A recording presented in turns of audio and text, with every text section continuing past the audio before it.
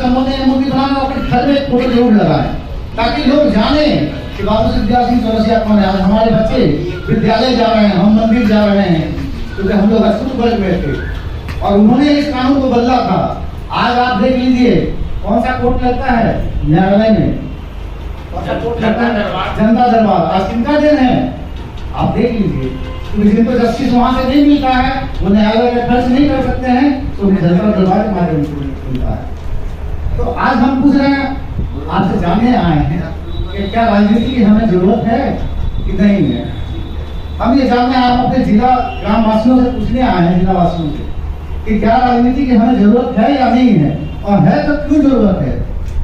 क्या हम गलत काम कर रहे हैं या अच्छा काम कर रहे हैं, ये हम आपसे पूछने आए हैं, जानने आए हैं। आज मैं 5 जिले में कार्यक्रम किया हूँ, इसमें मोतिहारी, पटना, औरंगाबाद और लेटेस्ट गया में मैंने 9 अप्रैल को कार्यक्रम किया। जो लोग व्हाट्सएप माध्यम से जुड़े हैं वो लोग देख रहे होंगे कि मैं कार्यक्रम बृहद पैमाने पर किए जा रहा हूँ हर जिले में। इसका उद्देश्य क्या है, आखिर हम लोग कितने संख्या है, जो जनसंख्या है जो हम लोग इस प्लेटफॉर्म पे आ रहे हैं, क्या आपको जानकारी है हम लोग की जनसंख्या कितनी है? मैं गांव का गांव घूम रहा हूँ, दरभंगा हूँ। मैं 2 दिन पहले जो है बेगूसराय में था, उसके पहले मैं दरभंगा गया, मुजफ्फरपुर गया, हर जगह गांव में ही सिर्फ मैं दौरा कर रहा हूँ, जिला में बहुत कम। तो क्यों कर रहा हूँ मैं, क्या जानने के लिए मैं कर रहा हूँ, क्या मेरी प्रयास है, मैं क्या जानना चाह रहा हूँ। आइए सर, 94 की बात फिर से मैं करता हूँ।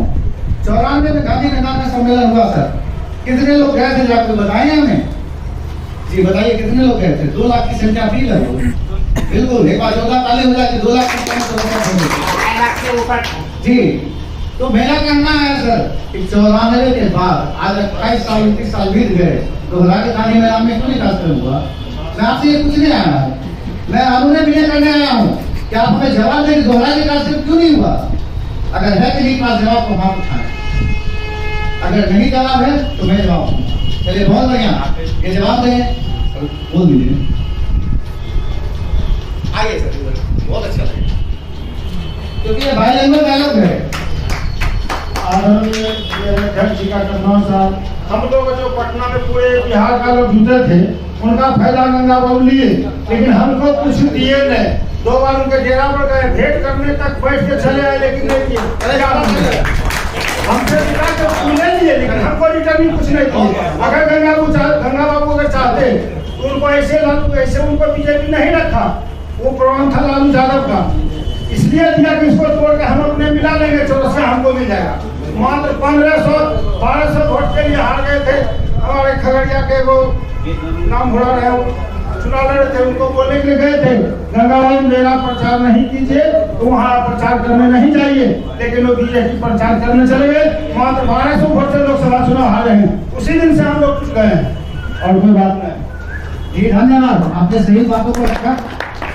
सर मैं फिर से बोलना चाहता हूँ, अगर ये 28 साल लगातार हमारा कार्यक्रम होता तो हमारे बीच से 28 गवर्नर तो जरूर बनते या नहीं बनते?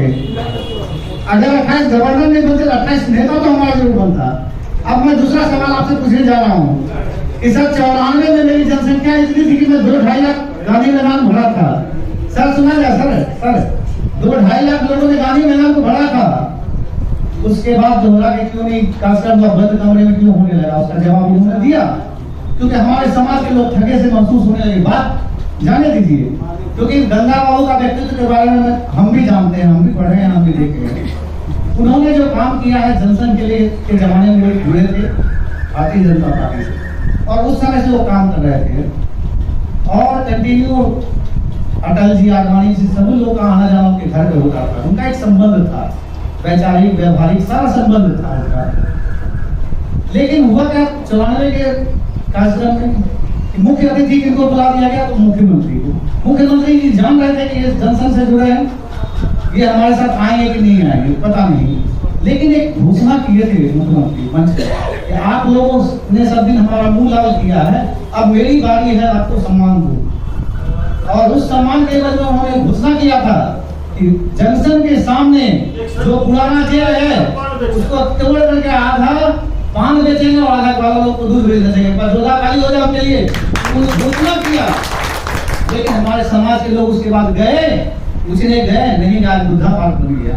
ये सच्चाई है, क्योंकि उस कार्यक्रम के बाद हम लोग बिखर गए, टूट गए, ये सत्य है। और इस कार्यक्रम को हम परिवर्तन यात्रा जो रखे हैं नाम, उसका कारण वही है कि वो जो हुआ उसको आप भूले, क्योंकि वो एक सामाजिक संगठन का आह्वान था जिसमें हम लोग समाज के नाते 84 भाई बंधुओं ने नाते गए हों, वहाँ एक व्यक्ति विशेष को फायदा होगा। लेकिन मैं जो कार्यक्रम करने जा रहा हूँ इसमें किसी एक को फायदा होने नहीं जा रहा है। किसी भाई बंधु ने भी बोला कि कोई संगठन वाले काम करते हैं, कुछ दिन चलता है फिर बंद हो जाता है, फिर ये होता है। कारण है उसका, क्योंकि वहाँ एक सिस्टम नहीं है, वहाँ डिसिप्लिन नहीं है। हमारे यहाँ कंप्लीट डिसिप्लिन है। आज मैं बता रहा हूँ कि मैं पंचायत लेवल पे काम कर रहा हूँ। पंचायत अध्यक्ष हमारे होते हैं, उसके बाद प्रखंड अध्यक्ष होते हैं, फिर जिला अध्यक्ष होते हैं, फिर प्रदेश अध्यक्ष होते हैं, फिर राष्ट्रीय अध्यक्ष। पूरा डिसिप्लिन है, बिना कौरव के नहीं चलते हैं हम लोग। तो राजनीति ऐसी कोई आसान चीज नहीं है डगर, और डिसिप्लिन बनना पड़ेगा। नहीं डिसिप्लिन रखेंगे तो सिस्टम करप्ट कर जाएगा। आज उसका एक उदाहरण देता हूँ मैं कि मैं जब गया में कार्यक्रम करने गया तो वहाँ मेरे लिए बहुत बड़ा चैलेंजेस था। क्या चैलेंजेस था? क्योंकि वहाँ मेरी सामाजिक संगठन बहुत स्ट्रॉन्ग थी, वहाँ सामाजिक पटल बहुत अच्छे भूमिका निभा रहे थे, क्योंकि उन लोगों ने विगत 2-3 वर्षों में कुछ अच्छा कार्य सराहनीय किया था। इस कारण से वहाँ पे हमारे लिए चैलेंजेस आए, क्योंकि राजनीति में कन्वर्ट करना इतना आसान नहीं, क्योंकि हर कोई ये सोचता है कि हम जहाँ हैं वहीं रहें, हम भाजपा के साथ हैं, हमको वहाँ से फायदा है। एक चीज स्पष्ट कर दूंगा, आप जिस दल से आप वहाँ जुड़े रहे, अगर आप भाजपा से या राजद से है, प्रदेश अध्यक्ष जिम्मेदारी के साथ मैं बोल रहा हूँ, अगर आपको वहाँ फायदा है तो आप जुड़े रहें। लेकिन मैं एक गारंटी देता हूँ सर, वहाँ जुड़े रहेंगे तो आपको फायदा हो सकता है, उस पार्टी को फायदा हो सकता है, लेकिन आपके समाज को फायदा होगा, गारंटी। उसकी प्रामाणिकता में थोड़ी देर में